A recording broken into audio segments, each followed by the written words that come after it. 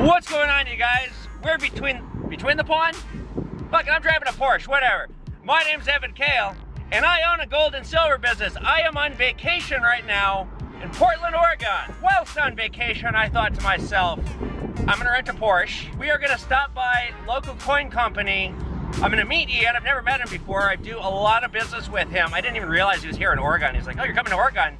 Stop by and say hi. So we're gonna go to his store. He's gonna show me some cool stuff. I'm gonna do a little meet and greet with fans. We'll see if anyone shows up. In the meantime, I'm gonna rip around in a Porsche. I've driven maybe a mile. I actually look fucking ridiculous driving this car. And it's great. Every time I go on vacation, I tell myself, I'm gonna rent a Porsche, or like I'm gonna rent a sports car and rip around, and I never do it. And I decided, fuck it, I'm gonna do it. So I am pretty infamous when it comes to cars like these. I drove a 911 one time, and I got pulled over about 90 seconds into driving it. I was talking to a state trooper, and I didn't get a ticket, amazingly. Oh, shit. Holy shit. Holy shit. Holy shit, that was fun. I've heard nice things about the Portland police. I bet they'll just love me. I hear they're racially tolerant and love minorities like Jews. Right? Nice and slow. Nice and slow. Nice. Jesus Christ. It just occurred to me, this is the wrong town to rent a Porsche in. I'm getting such dirty looks from people driving around. It's like, what the fuck? Oh, that's right, because I hate the rich here, because it's like a very hippie town, even though this town is ungodly expensive too. Like, why do I keep getting these dirty looks? Oh, because I'm wearing red in a red interior Porsche, driving like an asshole. Oh, they love me here. Just love it. I have gone 14 miles and I burned almost an eighth of the gas tank already the way I'm driving. Oh, here we are. 60's down there like that. There's that local coin company. I kept stepping on it. She was like, stop it! I was like, what? Just making sure it worked. It works. I might do like 50 more tests on the way back just to make sure. Germans don't get their horns right. I've had German cars that sound like just like taking a shit when you lock it. Hello, hello. Buddy, how are you? Excellent. Hi, nice to meet you. Good to see you. We've arrived. All right, so first thing I gotta do is give Ian the coins that he bought. This is the most expensive delivery of coins maybe in history. Yeah, 2 tickets to Portland to just deliver these. So there are those for you. Oh, beautiful. We got a little meet and greet planned. I don't know if anybody's gonna show up to this thing or not. I honestly doubt it, but I brought a bunch of books just in case. And these will live in little free libraries because I do not want to lug these back to Minneapolis. And I brought some currency. All right, why don't you show me some cool stuff here? All right, here you go. This is kind of fun. Okay, so what do we have now? Is this real? Yeah. Well, it's remade. It's a restrike. I personally don't like restrikes. One of the reason being, like, this is the kind of thing eBay would kick off. Oh, really? They call it a replica. Yeah. And right. if our word will kill it on eBay, and yeah, they don't have any understanding of it. Like, I've like called up eBay back when they had a phone number and like gotten into it with them, and it's like, you don't fucking know anything about coins. You shouldn't be selling them or have a forum to sell them if you don't know the difference between a replica and something like that. Right. What is this? Colt 1911. Oh, this is not a gold ornamental inlay, gun. This is real. 10500 pearl handles. Gold, gold, gold. Wow, this is beautiful. Yeah. Where'd you get this? Gun show. Yeah. This is yours, personal? Yeah. You know, come to think of it, you showed me this in a live, or something that we did, but I do remember seeing this. It has a beautiful gun.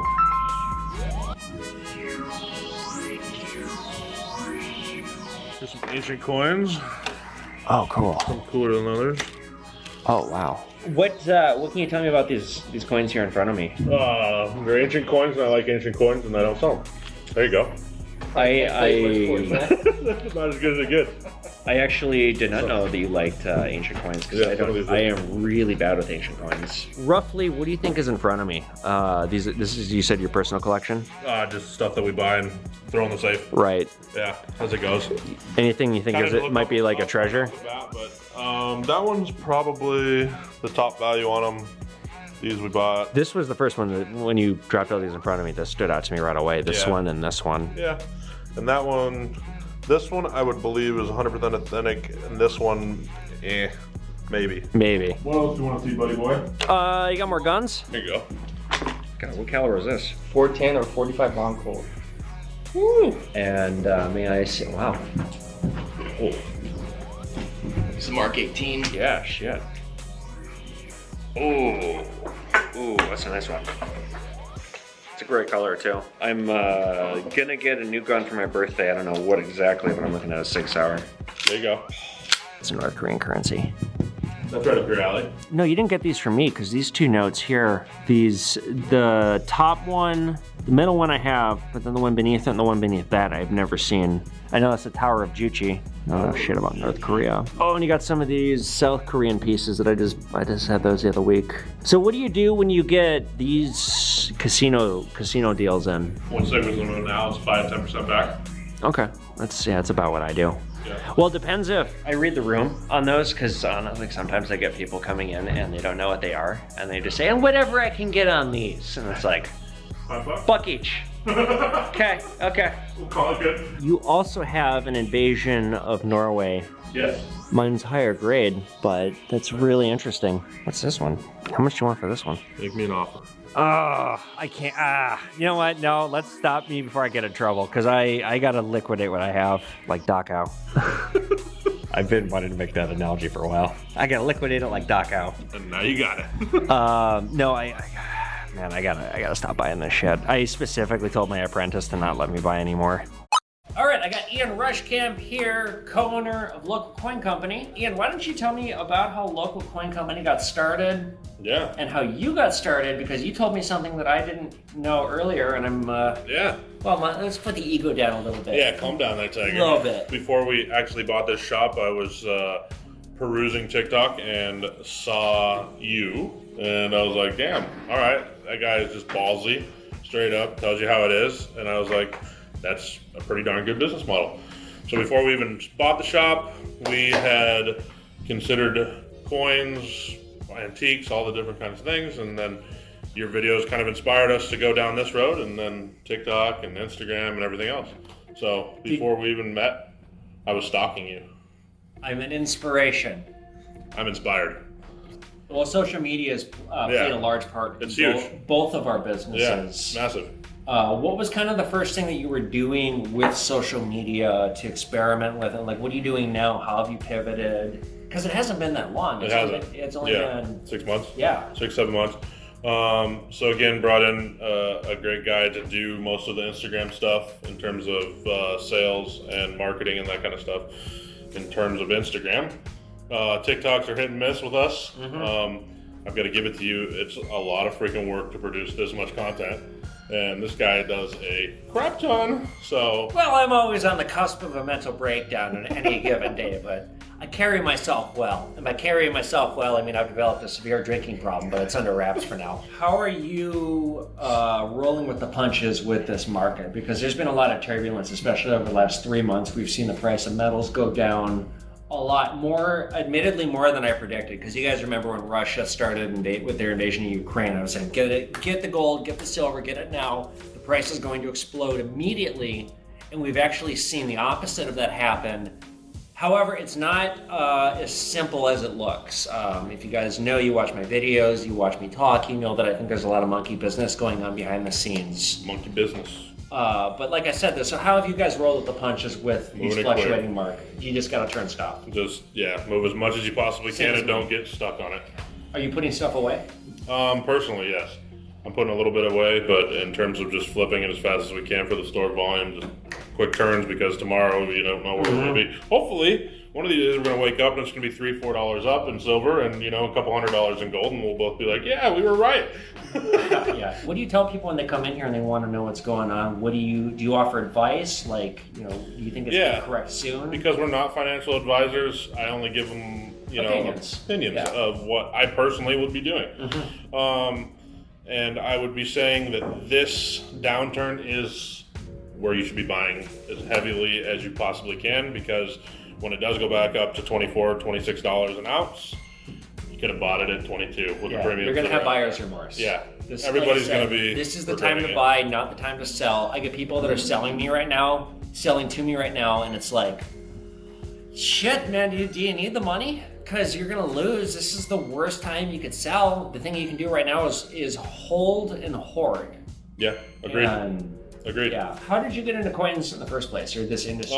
So collected as a child with my grandfather. Back in the day, I was getting an American Eagle book and went through it and collected everything up until about 2008. And right at the end of 2008, I didn't even know what spot price was, really. And went and liquidated everything, and actually it was like 40 bucks an ounce, so I sold while it was high. I've had little collections throughout my life, but now, being a shop owner, unfortunately, you can't be a collector. You have to be a burn and turner. And that's the thing that I get too. People are like, so what do you collect? Nothing, because if I started collecting anything, they'd be broke. Yeah. Can't afford to do it. You've got your Nazi collection, though. Well, I do, but I'm trying to sell it. Yeah, which I think is going to go well. I want to sell it for a lot of reasons, but... Yeah. Yeah, you're going to do well on that, though. Yeah. Describe your clientele here. Sure. And describe your unpleasant interactions, shall we say, and how often do they happen here? Yeah, so clientele is a mixed bag of everybody. There isn't a specific group of people. There isn't a specific group of clientele that we have. It's nowadays, it's, you know, the moms, the dads, the conservatives, the Democrats, the liberals, whatever you want. Everybody's welcome. And everybody's coming in because they're all seeing this, and any way you spit it, this doesn't look good. You know, I don't care what party you're on. People go to the only other thing besides, you know, actual paper money, and they go and buy gold and silver from us, which is great. Right. So that's the clientele basis, and it's funny to watch it change for 6 months of business that we've been in business. You know, the shop has been here a year and a half, but we took over in the beginning of January. So. Well, I think you came in at the perfect time. Yeah, I've heard it. The store is also very nice. It's very clean. I can tell the atmosphere. Thanks. The atmosphere here is very approachable and friendly. What's your competition like around here? Competition is fairly far. It's not like no, we're not too worried about it. There's one probably about 6 miles away, and there's a couple out probably 10 to 12 miles away. Shit. Yeah, so we don't have. The suburb that I am in has 4 or 5 other gold and silver businesses, just the suburb, and the suburb is not big. Yikes. Twin Cities metro area, it's about, you know, we're probably, as far as the crow flies, maybe 20 miles in all directions. Oh wow. And there's 5 in there? And oh no, there's more than that. In the whole Twin Cities metro, I bet there's 15 other shops I'm competing against. But I'm the only one who's on social media. So, you know, I'm doing something that nobody can come close to. And that's the best way to do it. Not only am I getting the reach for free advertising, for getting my name out there, for making myself a tourist destination, but it's something that, you know, all these other people that I'm competing against, they're older people. They don't know how social media works. And I'm shooting fish in a barrel, doing circles around them. Absolutely. I have people that are trying to buy me out to make me go away. They're not offering me enough money. Not there yet. Yeah. But no, I knew the proof was in the pudding right away when somebody, when I opened my doors, was trying to buy me out, just pay me money to go away. Really? Yeah. What's your favorite thing to have walk in through the door? What makes you excited? Coins that I haven't seen before. Such as? Older, you know, 8 reales. There's a bajillion of them out there. That kind of stuff. Are you pretty good with world coins? Yeah. Because I'm not. Yeah, we can find them pretty quick. There's good apps out there, but then making sure they're authentic is the key nowadays, because you see a lot of fakes nowadays. It's weird. What has been, we'll wrap this up here in a minute, what has been your biggest blunder coming off on your own, or big mistake that you made that stands out? For example, I bought a fake gold chain about a year ago. About a year ago this week, and it was $1,000. I didn't file into it. It was a bad chain. I think the one thing that I would say that we've done is buy bigger pieces that take longer to sell, which ties up our capital for a little longer than we want, because as soon as we can flip it, the better, right? So there's certain pieces that we've been kind of stuck on for a month or a month and a half, and we either have to get back down to breaking even point, or maybe take a little haircut, which we typically don't do. But you know, I think the smaller variety of coins, the 1 ounces, the 10 ounces, the cool kilos, they move. But if you get into something rare or collectible and it's not moving because the economy's trash and nobody's walking through the door to pick it up, then you sit on it. Ian, thank you so much for having me here. It's been a pleasure to meet you. Good to see you. Really cool to come see the operation. I'm coming to your turf next. You guys, please go follow Local Coin Company. They're on Instagram. They're on TikTok. You guys on YouTube yet?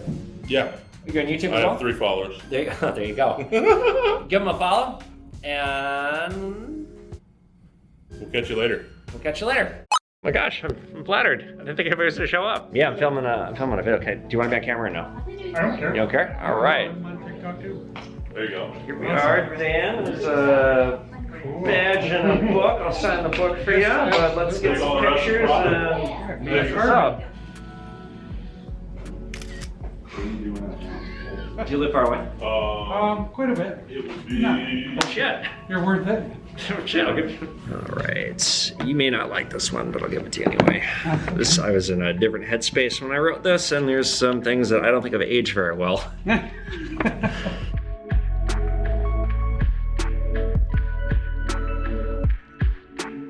He says, "You want some Japanese whiskey?"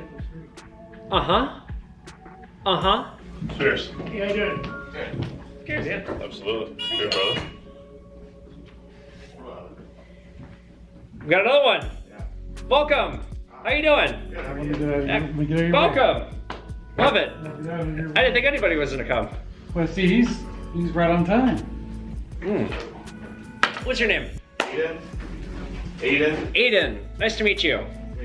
Come hither. Brought Pawnman bullion. I brought some books. I brought some North Korean currency. I had a little bit of a scare when I was flying here. When I was flying here, I was telling Dan this.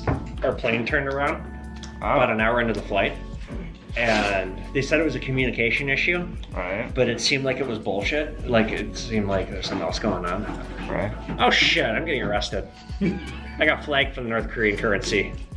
Nice. But luckily that did not happen. So I got some of this stuff, if you're interested. Oh, you want a bill? Any bill? Okay. Sign the shield. Okay. Do you want North Korea? Yeah. Okay. Let's do a 5,001. Got Kim Il-sung on it, who just loves America It's just so much. and loves this American face, autographing Yeah. his currency for money. All right, I'm gonna do one of the 1 ounce first. Okay. And a copy of Uber. Okay. Thank you so much. Really nice to meet you. And I'll send you. Clarify when you message me again that you met me here, because like I said, everybody's fucking name blends together. Thank you. Thanks for coming out. Really good to meet you. Absolutely. Have a good one. Thank you. I like that people showed up. I honestly didn't think anybody was gonna show up. It's like a pop-up shop. Even if it's only 2 people, I'm happy with that. Hey, I'm Evan. Nice to meet you. Thanks for coming. I'm flustered. This is great. Sure wish I lived closer to where you are. The store looks cool, and you got some really interesting stuff in there that I'd like to see, but it's just too far from me. Well, you know, I can mail anything. You know what? I usually don't charge shipping.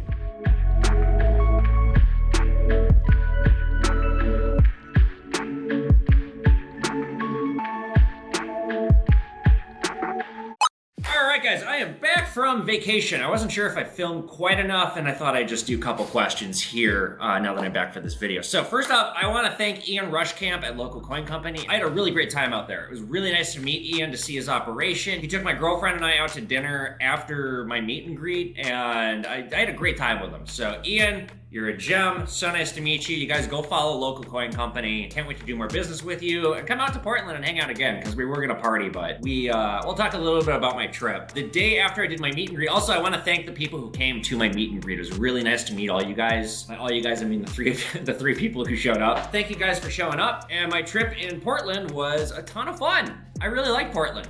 I will say, as somebody who's pretty liberal, that city was like borderline too liberal for me. I saw some shit that like just, I found myself rolling my eyes quite a lot at some of the stuff that I saw. Like, oh, come on. It's really expensive there. Like, I was kind of blown away by just how expensive it was. I mean, not just gas, but like the Airbnb that I stayed at, we rented a house. It was on maybe 25-30% of an acre. It was like up on a hill surrounded by a fence. So it was like really secluded and private. But I looked it up online, like to see, I wonder how much this house costs, because it's maybe 700 square feet, like a tiny house. Bedroom, living room, dining room, kitchen, that's it. The Zillow estimate on it was $420,000. It's just like, my God, who affords this? And just like being out there in general, everything was more expensive. I'll tell you what I really like. Boy, the pot situation out there is great. I was a little worried that I was gonna have to make like a trek across town to like go to like one of 3 dispensaries, but no, they're a dime a dozen. There was a weed dispensary, God, like a stone's throw from my Airbnb, and there was another one 2 stones throw. So, God, how many times did I go there? 3, 4 times?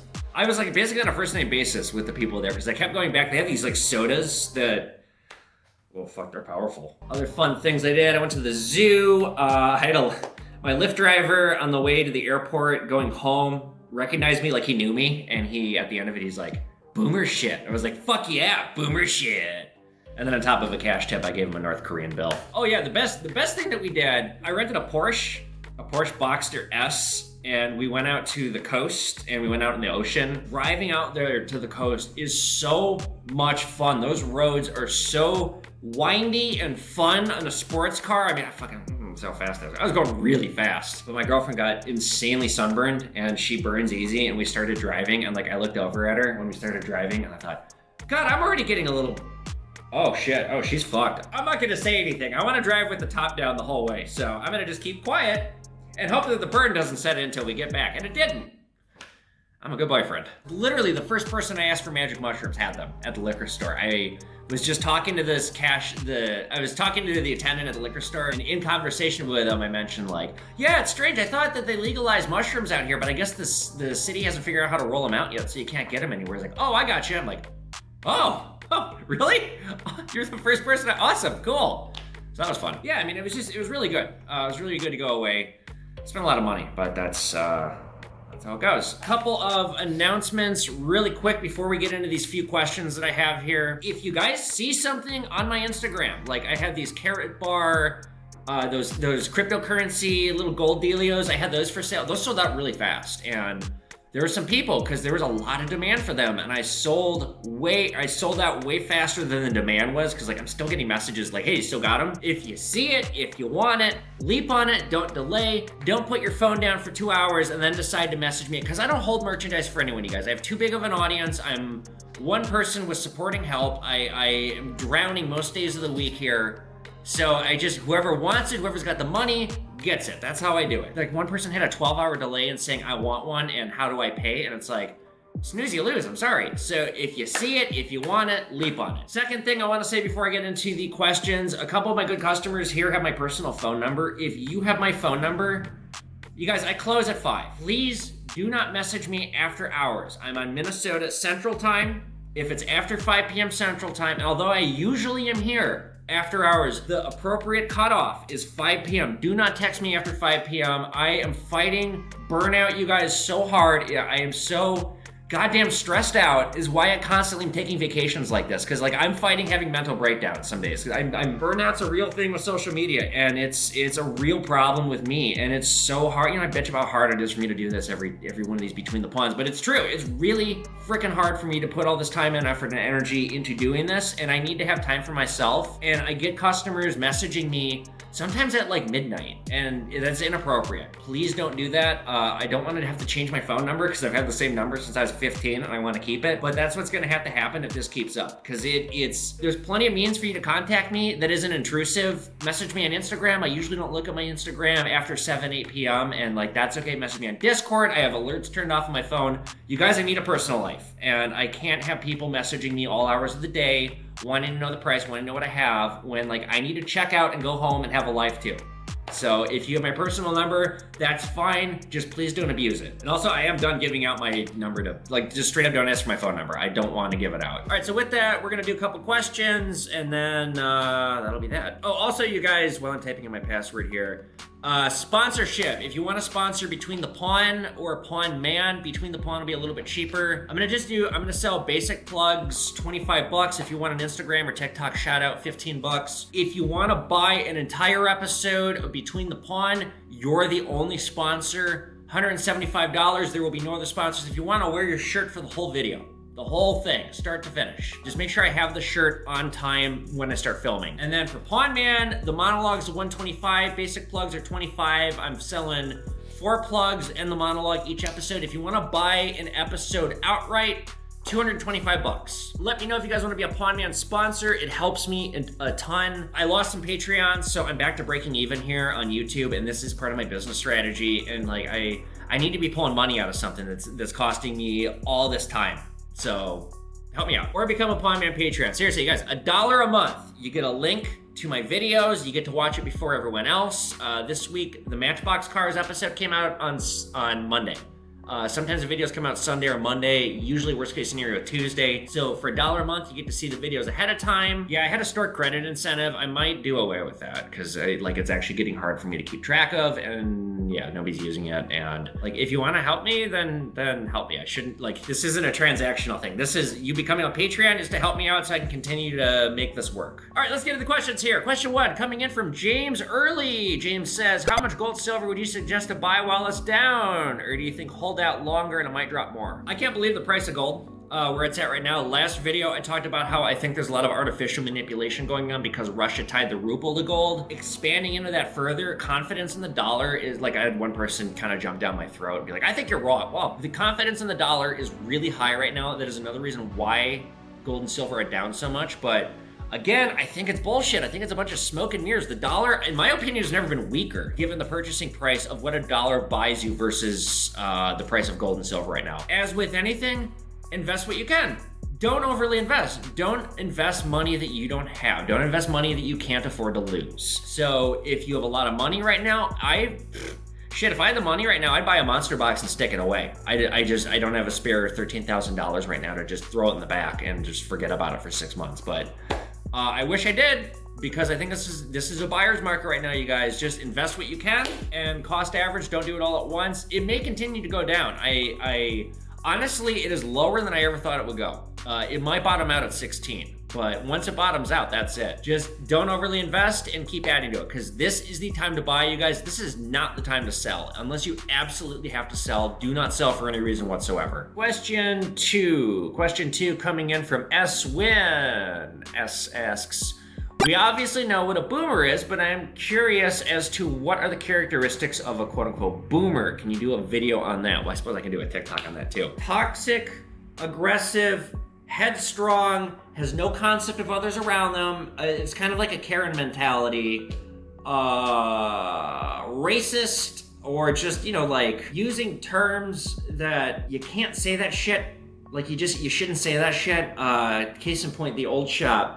The things that used to come out of that guy's mouth, like, oh boy, they were bad. And it's just like, oh my God, there's so much toxic boomer. Especially when we'd have a customer in front of us and he'd use analogies that were like fucking really racist. And I'm standing here next to him and I'm just like, oh.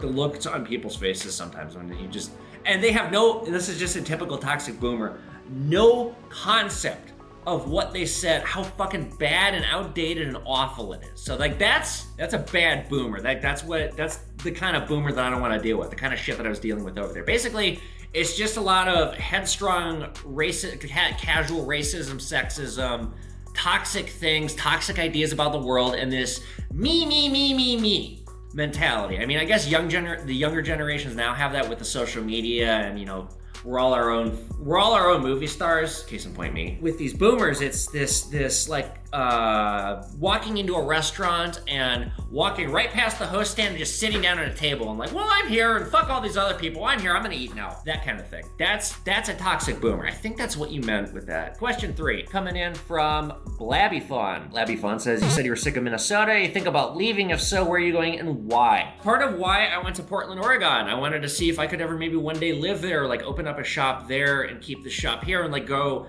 I just want to live somewhere else. I don't want to be in the same fucking place for my whole life. And like I said, I'm so sick of Minnesota and the people here and the attitudes here, and like I'm just sick of living here. Like it's just boring being here. I'm like more fun than the town I live in. Like I can't find people who have my level of excitement and like want to do the kind of shit that I want to do and like just go balls to the wall all the time and be eccentric and weird and have fun and like, yeah. Case in point, when I was on mushrooms in Portland, I was walking around the front yard making bird noise and going, ow, ow, ow. And I stopped for a second. I thought, God, I look fucking nuts. I'm in Portland, Oregon. No, I don't. This is par for the course. Ow, ow, ow. I'd like to go somewhere else. I'm sick of living here. But I'll tell you know what I have discovered? This shop does not make nearly as much money as it does when I am here. I am the face of this shop. I am the driving force of sales here. So that would need to change before I picked up and left and opened a second location or moved my business elsewhere. Okay, question 4. Coming in from Tickle Monster Gal. Sorry. I can't unsee. If you guys are unsure what that was about, go back and watch. I think it was 3 Between the Pawns ago. Tickle Monster says, what's the most expensive deal you've ever made that wasn't gold or silver? God, I gotta think about that. The only thing that comes to mind is the shit that I have made big mistakes on. I did a $500 art deal I lost money on. I did a $500 sports card deal I lost money on. Maybe the Matchbox cars, because I paid the other die-cast toys, the fire trucks, I paid I think $420 on all of them. And the die-cast, the Matchbox cars I did for $500. So maybe the Matchbox cars, yeah. Before that, just in general, in my life working in the gold and silver business, this woman came to the old shop in October. I think it was the first day that I worked for the old man full time. It was October of 2019. This woman pulled up in a minivan and she says, I have a lot of pennies, like a lot of pennies. And I went out to her van. I swear to God, she had a Dodge Caravan full of pennies. Boxes and boxes and boxes and boxes of pennies. All in tubes. They were Lincoln Memorial pennies, 1959 to 1980 or so. I paid her, I want to say I paid her double face value. I paid her $1 a tube, and it was like a $6,000 deal. There were like 6,000 tubes. So just, and I had to unload all these fucking pennies from her Dodge Caravan. It took at least, I forget, like an hour and a half, like using a crate. And by the end of it, my back was just killing me because these, like, they were heavy too. Each of these boxes was like 40, 50 pounds. So that was my project for like a week. And then I listed all of them and we started, actually, like, we were getting $4, $5, $6 a tube. So like, actually it was found money. But then when I left, the ability for him to sell all those dried up. We didn't sell all of them. He had, I don't know if he'd broken even at that point because they weren't selling fast, but they were selling. And I have been wanting to buy them, but I can't have any communication with him because of my restraining order. And yeah, I don't need them. I would like to buy them because he's not gonna fucking sell them. I'm his only shot at selling them. That's, yeah, probably the pennies would be my answer. All right, guys, so that'll be it for this Between the Pawn. Again, I want to thank Ian Rushcamp, local coin company, for hosting me. If you guys like this video, be sure you give it a thumbs up, hit the notification button so you guys know when new episodes of Pawn Man are coming out. Let me know if you want to be a sponsor of Pawn Man. It helps me a ton. So does being a Pawn Man Patreon. Even $1 a month helps. Go get my books on Amazon because nobody reads them. Pawn Man vs. Con Man merch is coming very soon. Believe me, you guys will know when I have it. You'll see me wearing a shirt with it on. Post your questions in the comment section below so I have more stuff to answer on the next Between the Pawn. Follow me on social media at Evan Kale, at Pawn Man, and I'll see you guys back here for another episode of Pawn Man. Later, guys!